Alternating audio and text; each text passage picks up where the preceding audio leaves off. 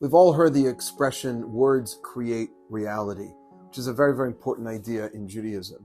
It's no coincidence that Parshat Devarim, this week's Torah reading, is always falling out within the 9 days, either right before or during.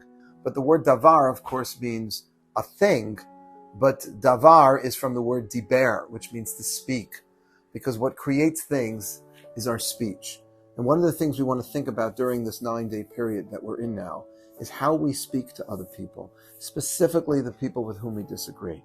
It's easy to talk to the people you really love and respect with admiration, to speak in a respectful tone.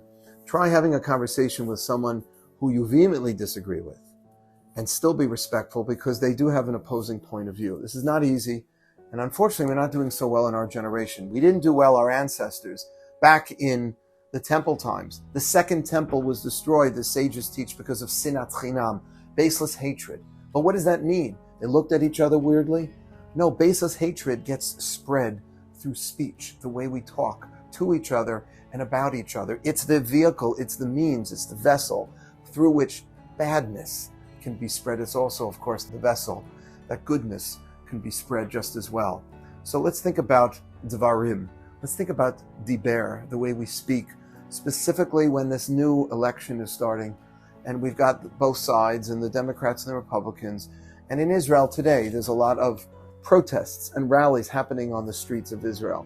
And that's good. That's a sign of a healthy democracy, that people can protest and express their point of view without being shut down. But at the same time, how can we speak to other people respectfully? And here's another little piece of advice. Find a quiet space. Because the last of the 5 books of Moses, the 4th, Bamidbar, the wilderness, has the word daber, dalid, bet, resh in it, which means words or speech. Because when things are a little calmed down, as they are during the 9 days, during the 9-day period, we're dialing things down a little in terms of simcha, in terms of joy, so we can think a little. How do we speak? How can we be more introspective about the way we say things to each other? How are we addressing other people? Are we speaking respectfully?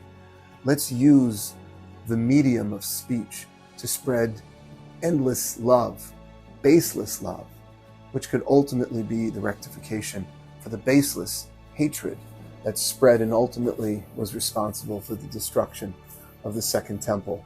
Please God, through our renewed and refined speech, we should see the rebuilding of the third. Shabbat Shalom.